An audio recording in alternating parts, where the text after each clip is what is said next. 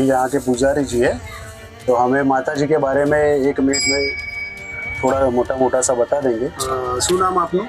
દીપકભાઈ જોશી જોઈ રહ્યા છો અમારા માઈ ભક્તો, અને આ વર્ષો પુરાણો જે સજ્જુગ વખતે એક પાવાગઢથી માં નીકળી અને પાવાગઢ પહેલાં અહીંયા માં બિરાજમાન છે, પોતે સ્વયંભૂ પ્રાકટ્ય સ્થાનક છે.